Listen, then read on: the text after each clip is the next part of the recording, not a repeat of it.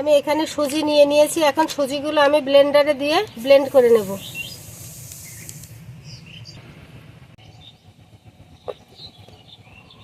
Blend করা সুজিটা এখন একটা পাত্রে ঢেলে নিচ্ছি।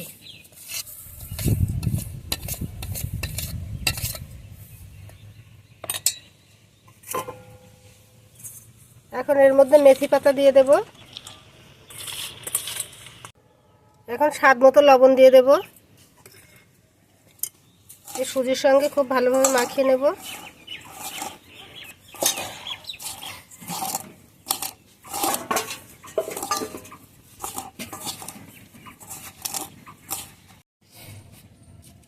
কালারের জন্য হলুদ গুঁড়ো দিয়ে দেব, এটা অপশনাল, আপনারা চাইলে নাও দিতে পারেন।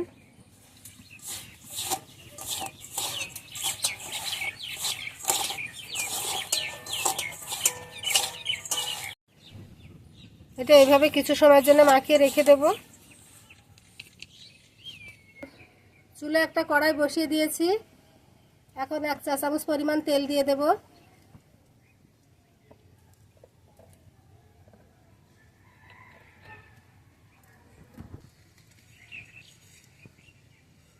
তেল গরম হয়ে গেছে। এখন তেলের মধ্যে জিরা দিয়ে দেব।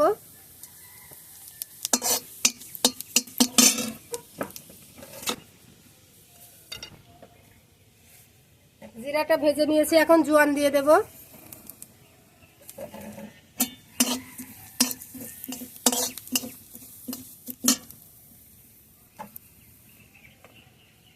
এখন সাদা তিল দিয়ে দেব।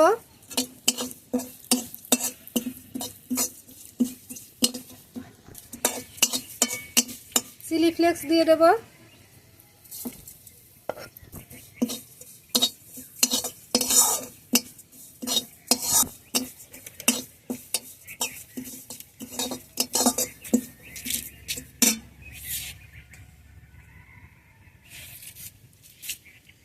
পানি দিয়ে দেব।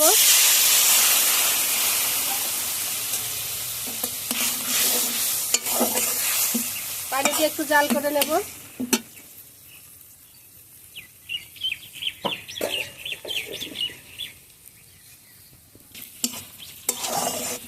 এখন এটা নামিয়ে নেব।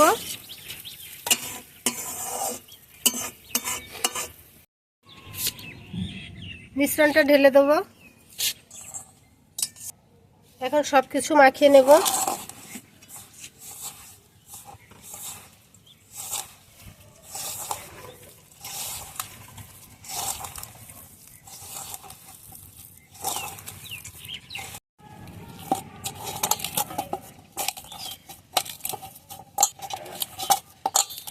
সবকিছু মেখে নরম একটা ডো বানিয়ে নিয়েছি।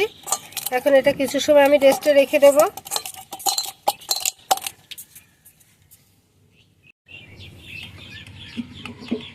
15 মিনিট রেস্টে রাখার পর আবার ফিরে এলাম।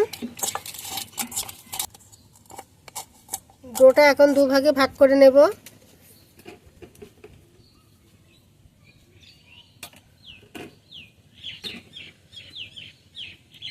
একটা ডো নিয়ে এখন রুটির মতো করে বেলে নিচ্ছি।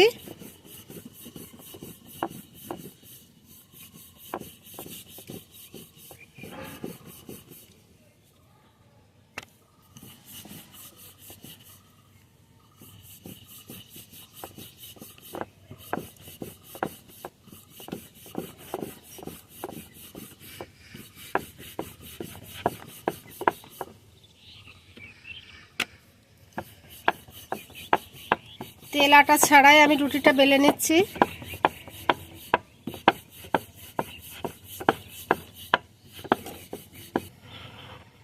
বড় একটা রুটি বেলে নিয়েছি। ছুরি দিয়ে এভাবে লম্বা লম্বা করে কেটে নেব।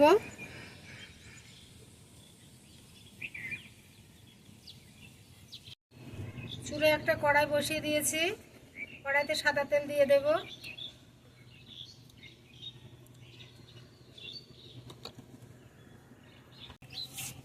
তেল গরম হয়ে গেছে।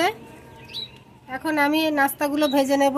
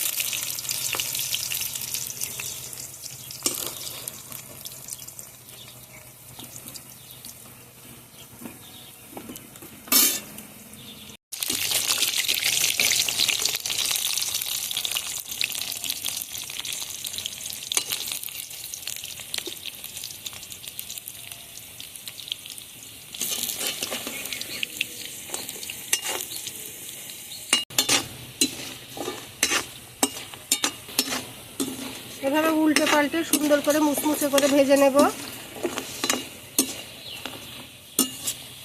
ভাজা হয়ে গেছে, এখন এগুলো উঠিয়ে নেব।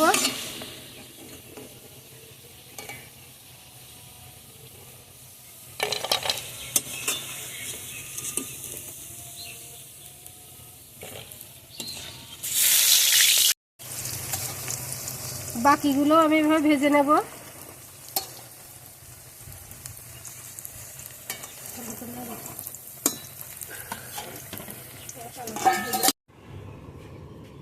নাস্তাগুলো সব ভেজে নিয়েছি। নাস্তাটা কতটা মুচমুচে হয়েছে দেখুন, একটু চাপ দিলেই ভেঙে যাচ্ছে। আর এই নাস্তাটা খেতে অসাধারণ স্বাদের লাগে। পুদিনা পাতার চাটনির সঙ্গে নাস্তাগুলো আমি পরিবেশন করে দিয়েছি। আমার আজকের ভিডিওটি ভালো লাগলে একটি লাইক দিবেন, কমেন্টে জানাবেন কেমন হয়েছে। আর এরকম নিত্য নতুন ভিডিও পেতে আমার চ্যানেলটি সাবস্ক্রাইব করে পাশেই থাকবেন।